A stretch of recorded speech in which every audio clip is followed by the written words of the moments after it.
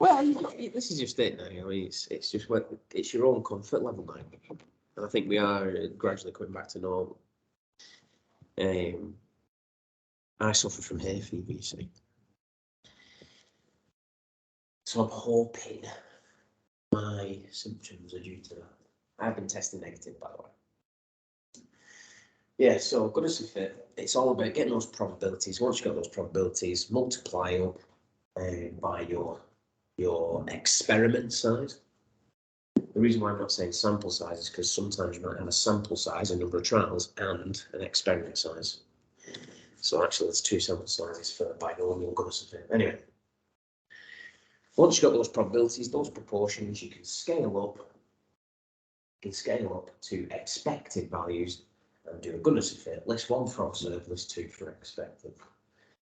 So exponential lambda 0.5. We're going to work out some probabilities. We're going to use the formula booklet, which looks like this.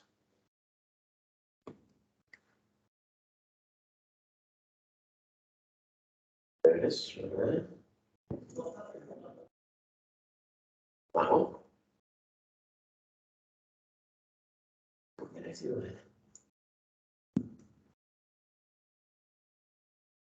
That one there. Yeah. Now that is for less than or equal to. So if we use the 4 and the 5, we'll end up with less than or equal to 4. We'll end up with less than or equal to 5. We need to do subtraction between. So 1 minus e to the minus lambda times by x.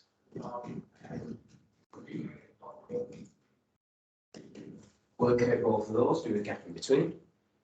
And then the last category, because you want greater or equal to 5, it's simply 1 minus the answer for 5. Less than 1 will give you the first probability. Less than or equal to 2, subtract your previous probability, will give you the second. You'd repeat the process for your answer for 2 and 3, repeat the process for answer 3 and 4. We are currently repeating the process for answers 4 and 5.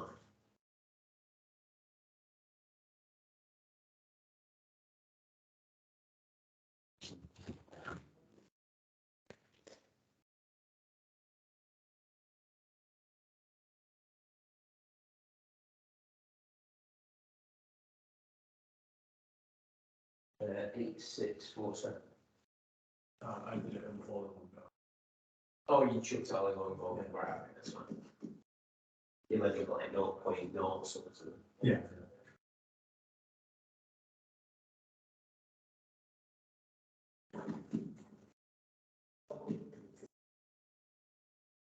Nine, 1, 7, 9, subtract 8, 6, 4, 7, 0.0, 5, 3, 2.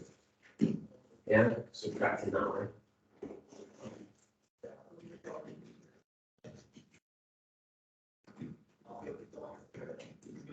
And because we're greater or equal to 5, the formula booklet says less than or equal to x. If that's the probability for less than or equal to 5, greater or equal to 5 is 1 minus 9.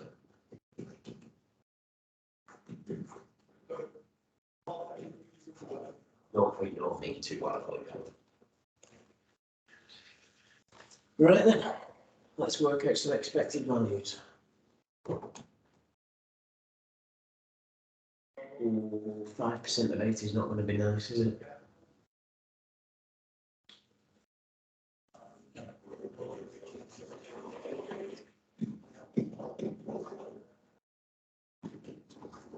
So your probability times by big N, the number of experiments was 80.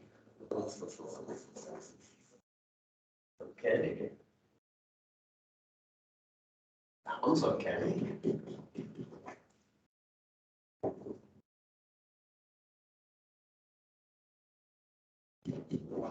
That one's okay.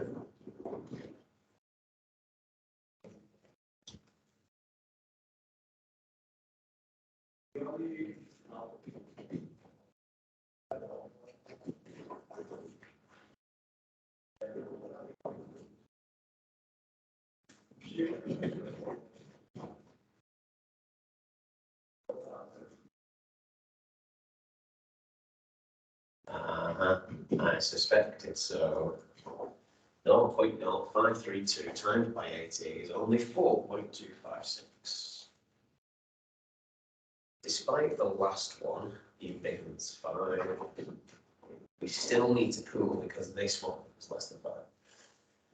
You could, if you really wanted to, pool with 3 to 4, but no. Let's just pool it to 4 on one. So the observed's going to be pooled together as well. So that's going to be 11.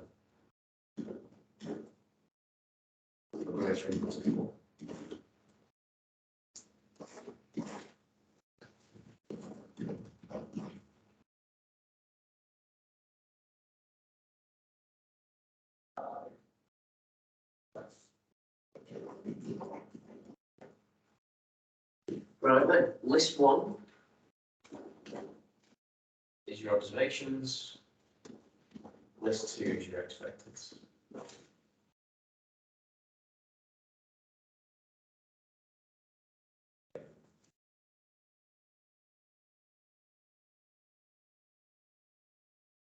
That's 4, 2, 6, 11, 2.48, 2.06.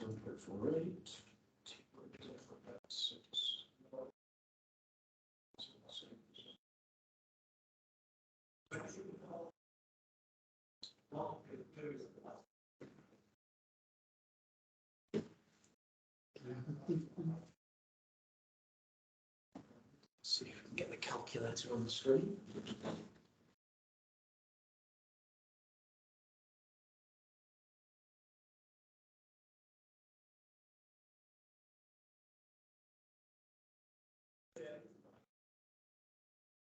And we worked out the total of the try squared.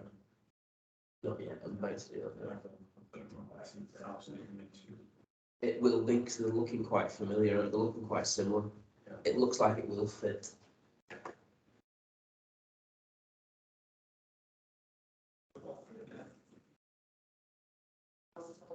Right, so 34, 20, 11, 6, 11. Yeah, it looks like a good fit. So exponential looks like a good fit. Yeah, that's not bad. That's really close. That's not too bad. I would say the test that's very minuscule. I'd say small. Oh yeah, it's small. Usually you get over 1. Yeah. Yeah, especially if like not just a chi-square test, but an F ratio of chi-square values. Right, test chi GoF, not two-way. Two-ways you continue to take. GoF, list 1 we've put the observed, expected to put list 2. Don't rate degrees of freedom just yet. The contributions will be saved in list 3. That's nice. It is just less than 1. It is just less than 1. Test chi GoF. Yeah, less than 1.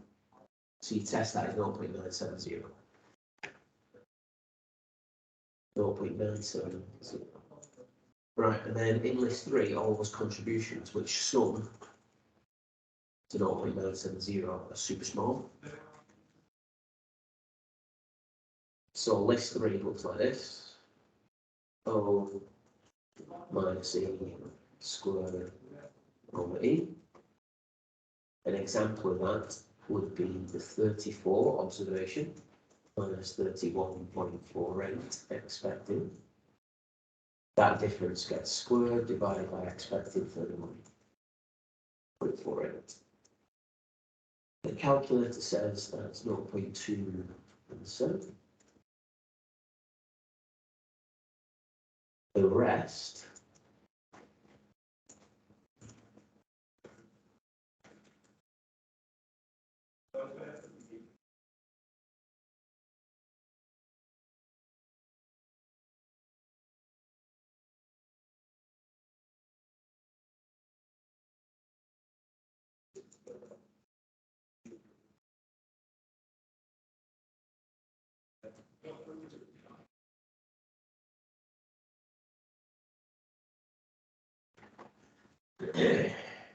some DB test out.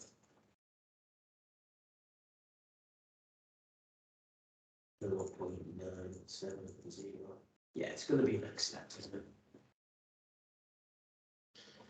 So test chi GoF, the test that. Dist chi. Inverse chi. Significance level 10% level. Degrees of freedom. Okay, degrees of freedom. Right, number of categories after pooling. Because those last two categories got pooled to greater or equal to 4, 11, 6, 9, 20, 34 with 5 categories. Take away 1, you always take away 1. And for this question, that's it. Yeah, assume that. We didn't assume any parameter whatsoever. We were just told to use language 0.5. There was no estimate whatsoever. So thankfully, degrees of freedom are quite simple for this question. Degrees of freedom 4. 5 categories after pooling, take away 1, 4. 7.78. Dist chi, inverse chi.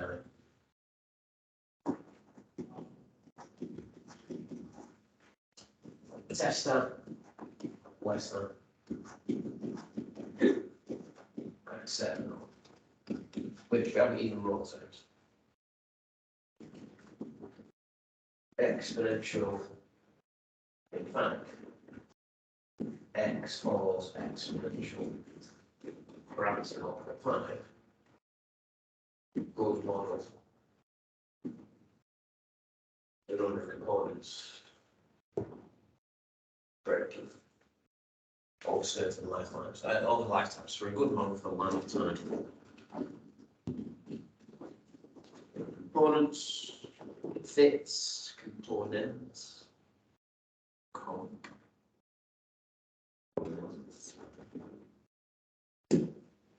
says it's not.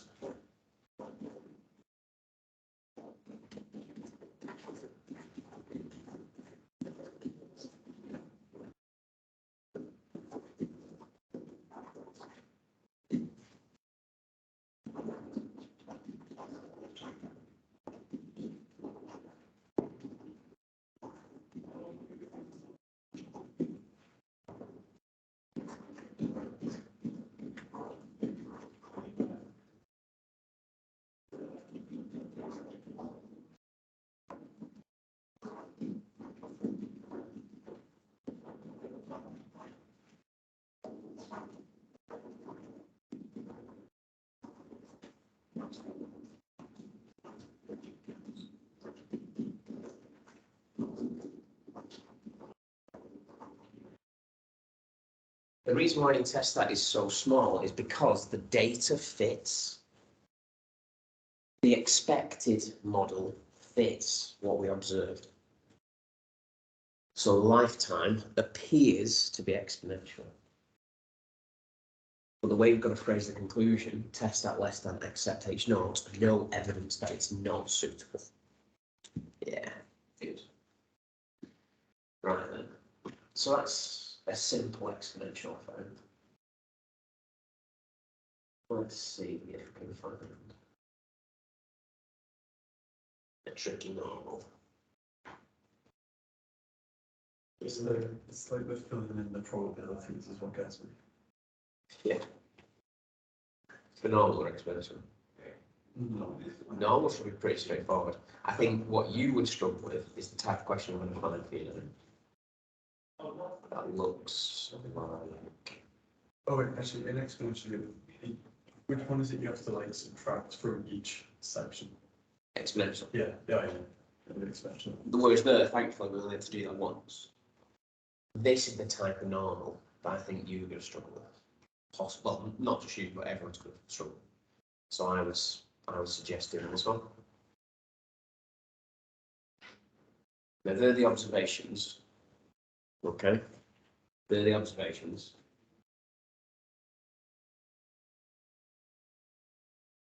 Michael has done some analysis for us and has found an estimate for the mean to be and an estimate for standard deviation to be. Hopefully the light bulb's going off. He then decided to test whether normal distribution would provide suitable model. And he calculated the following expected frequencies. So we need to work out the expected frequency for the last category. Observed 5, we need to work out what the expected is. And the first category, 2, 3, 4.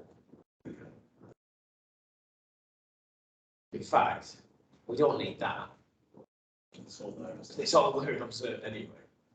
All we need is Michael's calculations. Calculating additional expected frequencies and then test whether normal is suitable.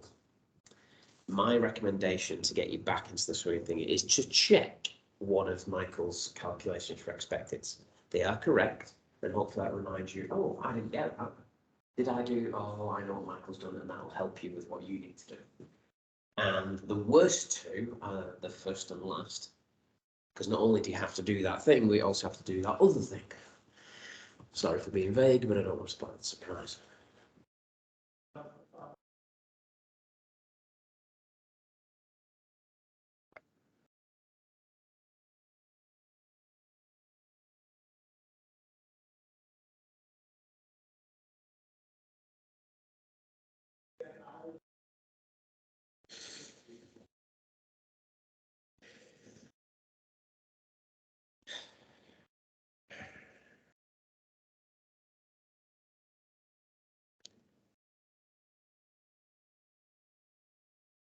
Brought me yoga kit, still no yoga.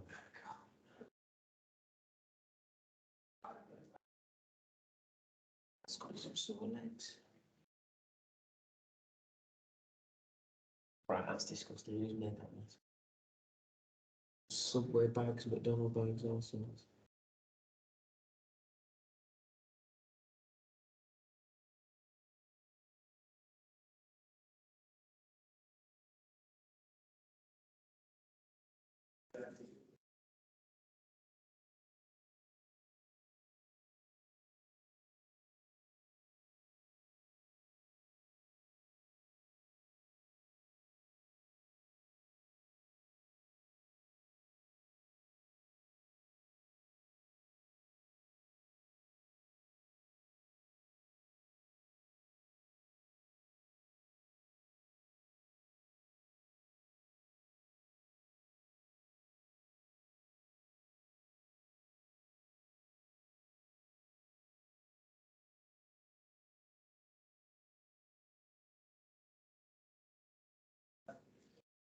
Just a reminder, he may have used midpoints to calculate those values, so you might need to be working out those values yourself.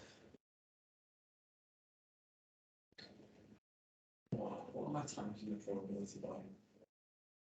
The overall observations. I think somewhere in the question might tell you how many observations it's on. I think it's 240. Or is it 120? That seems a bit too small for me. 12, 30, 67, 88, 105. Which is a bit weird. At least it's not 100. 100 would be boring, so we're just trying to probability by 100. In fact, we just moved the decimal place twice.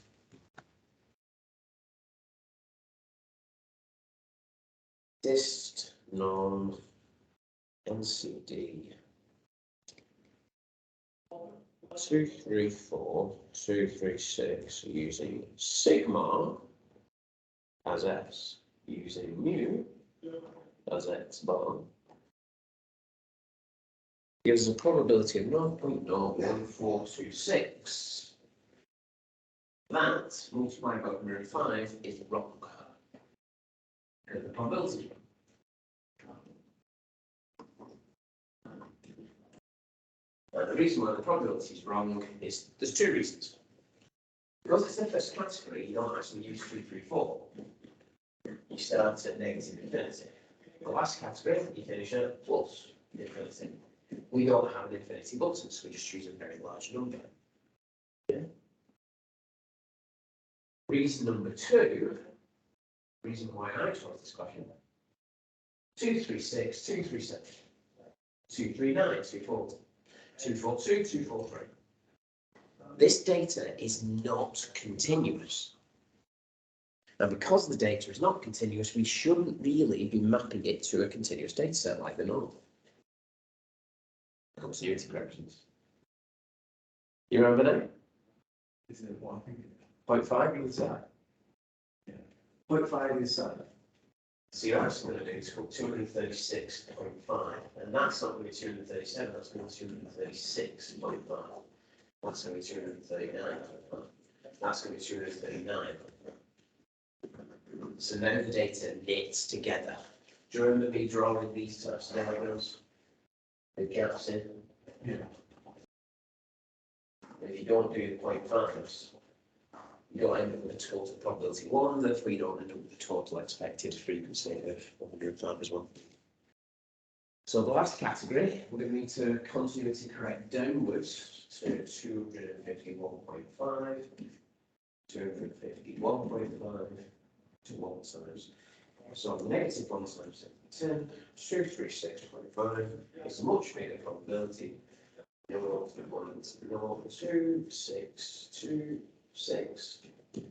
Times that by 5.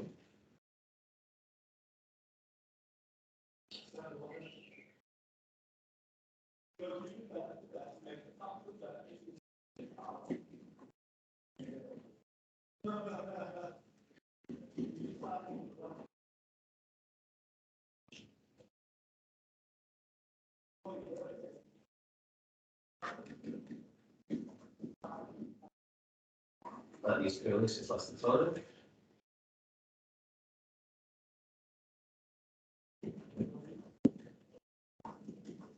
That needs to be honest, it's less than 5.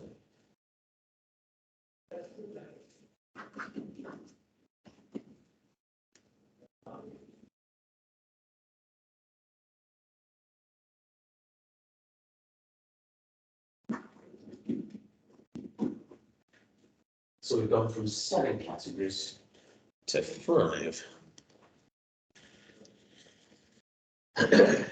Observed in list 1, let's go.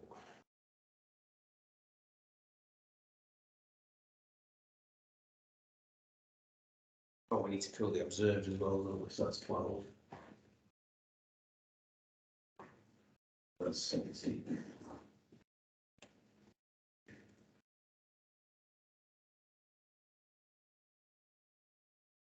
Just the 5 categories. 11.97. 21.48. 29.93. 24.89. 16.76. Test card GoF. Or we should be shit. Test that comes out at 2.845. All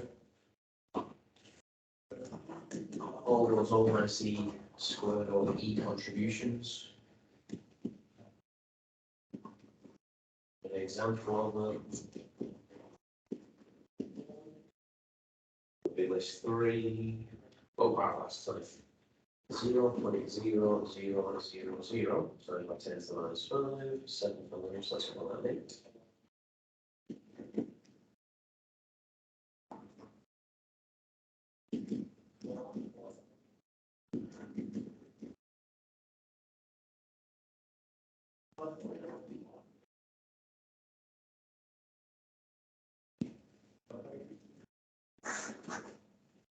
It's a tiny test, huh?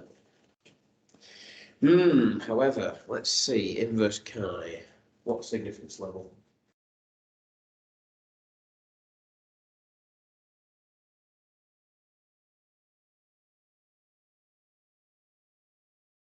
Calculate any additional needed. Oh, that isn't actually the test. The 5 marks is for the expected. Nah, it wouldn't be. It would probably worth probabilities, method, answers. 3, maybe 4 if you're looking. 10% level. 10% level. What's the degrees of freedom? Is it 2? It is 2. is to, because there was 7 categories, however you cooled the first 2, you cooled the last 2, so 5 after cooling. You always take away 1. But we estimated 2 parameters.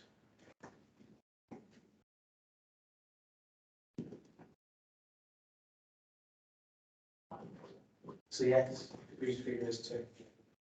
10% level.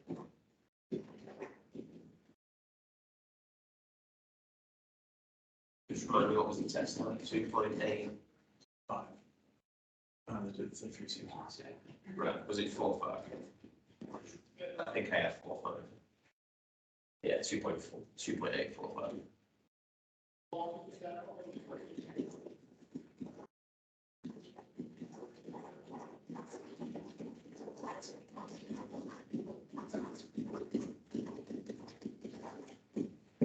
Accept H, no significant evidence of H1, which I haven't written out yet.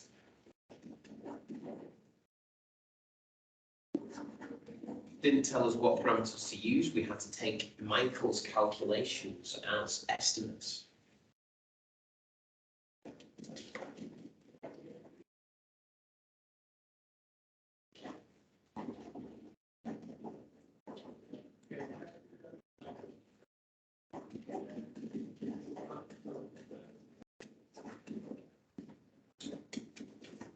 Norm distribution is a good model for temperatures.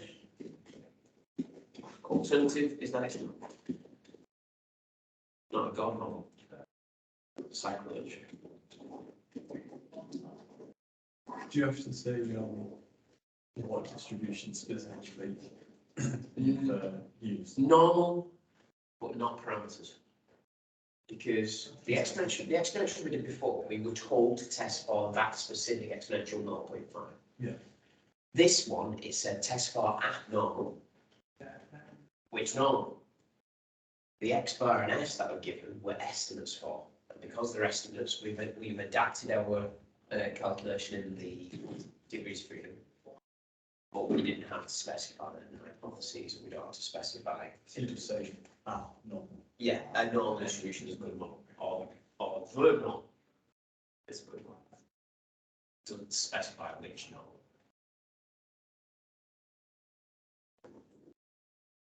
No significant evidence that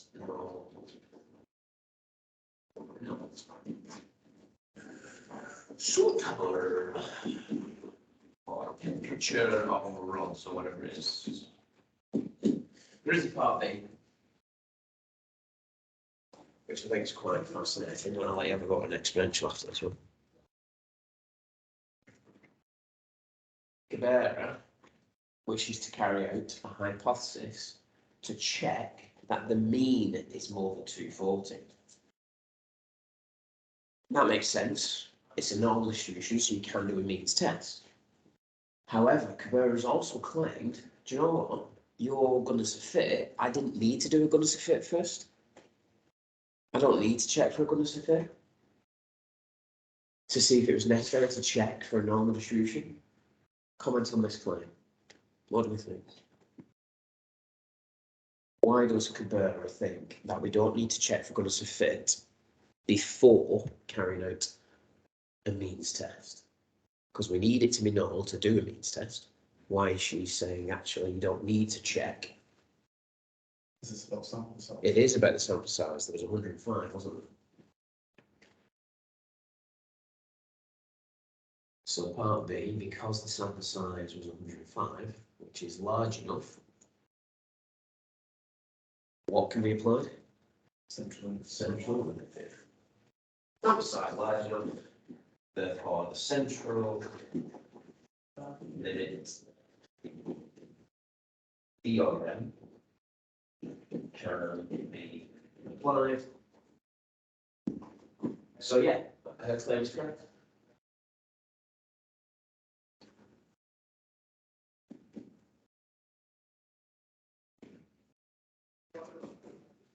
Because if you take a large enough sample size, your sample mean will come from a sample mean normal distribution.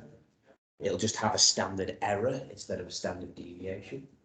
and you will be able to do a normal test, a means test. We took 105, so yeah, all good. Well done, Kabir. Just clear those a little bit better steps.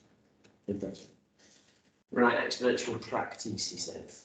Exponential practice, he says. That was the worst kind of normal because you had to do the continuity corrections and degrees of freedom were affected. Exponential. From let's look at binomial. Show me an exponential, that's a normal, that's a Poisson, it's got to be an exponential. So. Oh, is that exponential? Yeah, exponential.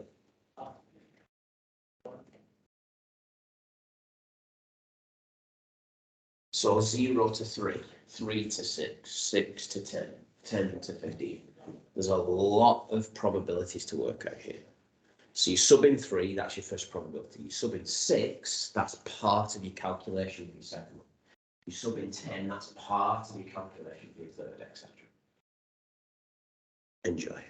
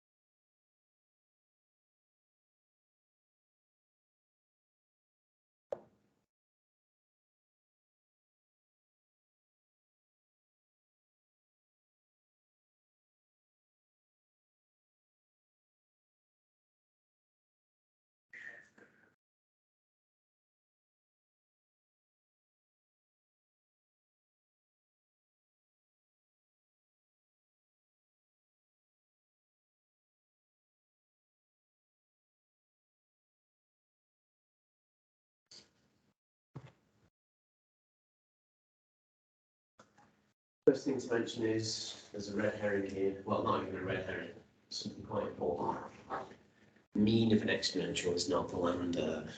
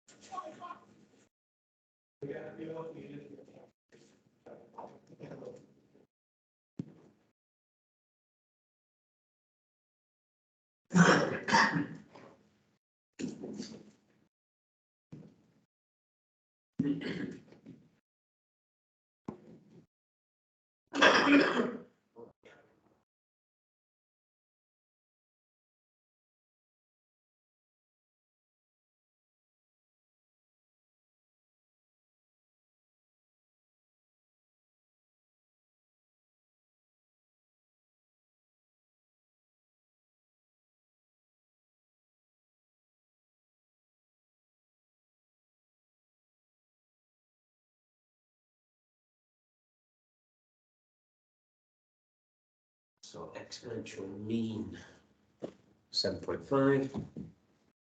That is the reciprocal one, so we need to reciprocate back. 2/15.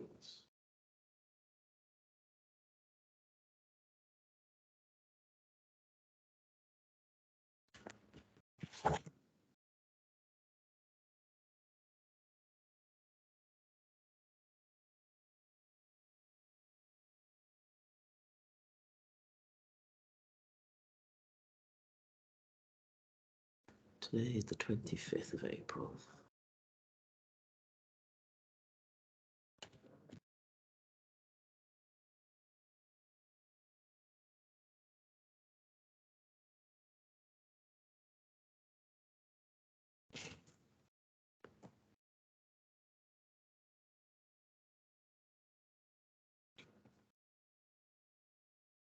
Freeze the pains.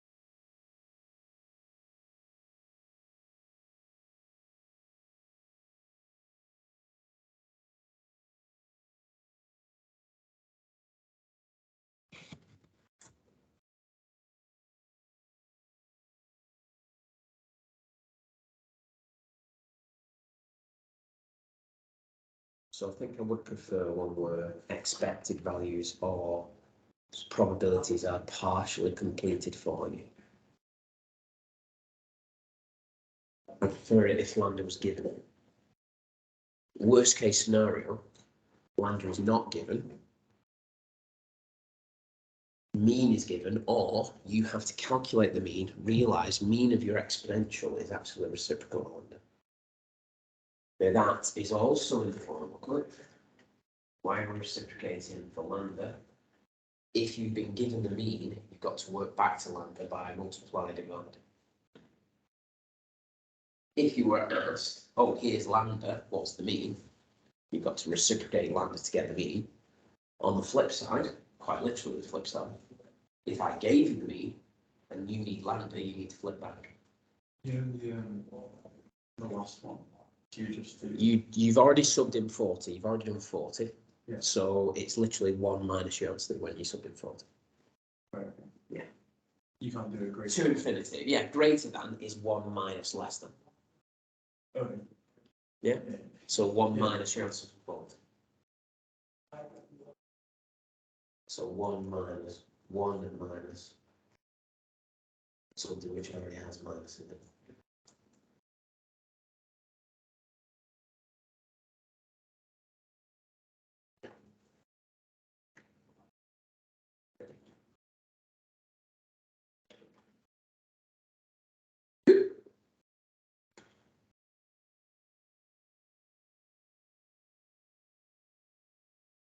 Because they told you the mean, they told you the reciprocal of the lambda. So you have to mention the parameter. It wasn't a calculation from the data. It wasn't an estimate from the data. You have to write it in the hypotheses. So this column here is your probabilities.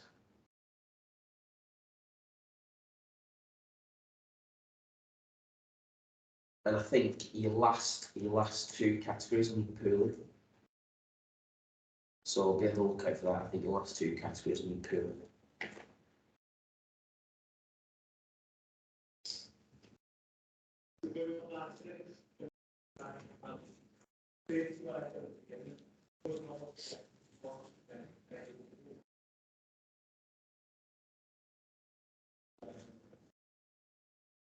The observations were 124, 82, 51, 31, 16, and 11.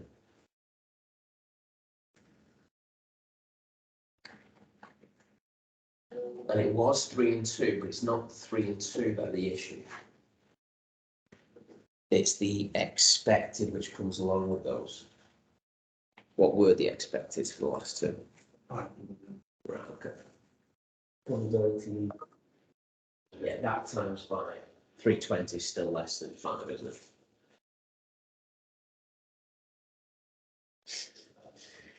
I love that. More linear combinations.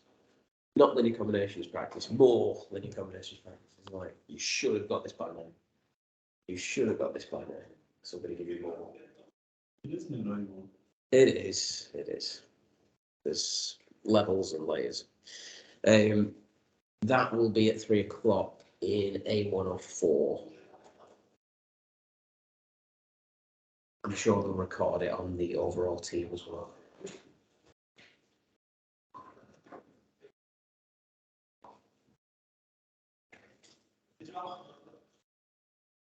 It's Dan. Yeah, Dan's this week. Laura's next week.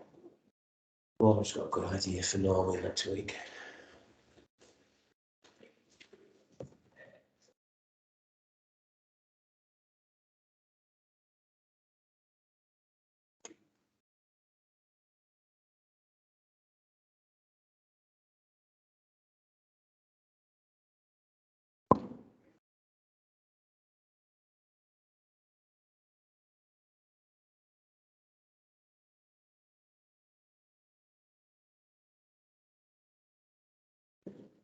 You just do it all at once. You don't want to do this. You just do it all at once. That's why it's not 11 marks. Calculator does it.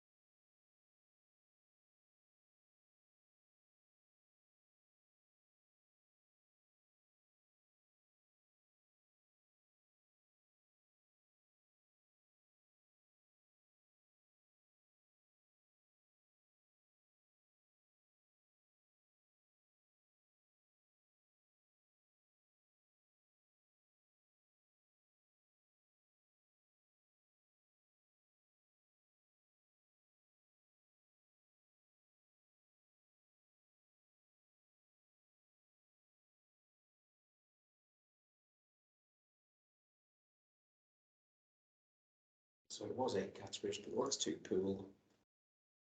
Because your expected were less than 5. They add to 5.86. 2 plus 3 is 5. This one's 2. That's where the contributions come from.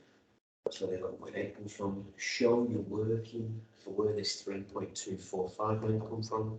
O minus E squared over E. Read the rest from list 3.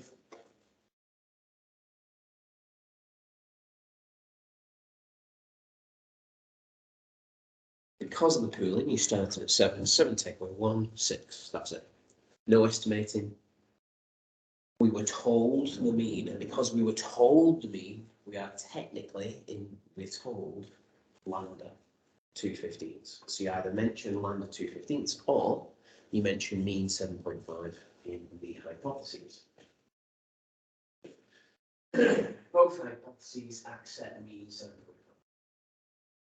Data can be modeled by exponential with mean 7.5. Data cannot be modeled by exponential with mean 7.5. Data can be modeled by an exponential with parameter lambda. Lambda equals 2/15. Cannot be exponential 2/15. So I'll test that 11.8. Degrees of freedom 6. 6 degrees of freedom for a 5% test. 10% test. For a 10% test. 10.645. Test that bigger, reject H0.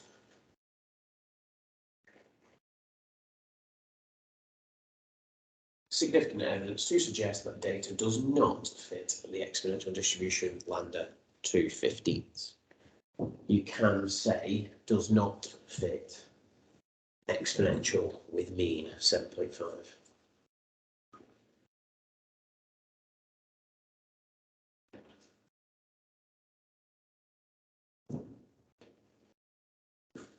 And if it's unlikely to be exponential for the time between, it's unlikely to be Poisson for the amount in an interval. And because exponential part B is unlikely, Poisson is unlikely, therefore your answer you worked out in part A, if you do this question fully, I think it said assuming Poisson in part A. Yeah, Poisson part A. So your answer to part A is unlikely to be true because if it's not exponential, it's not Poisson. You need Poisson and exponential to be true for either. Because they're the same thing, it's just you're asking the question differently. Instead of the number of successes in an interval, you're talking about the time interval between successes for exponential. Okay. Any questions or queries, let me know? Yeah? All right. See you Thursday.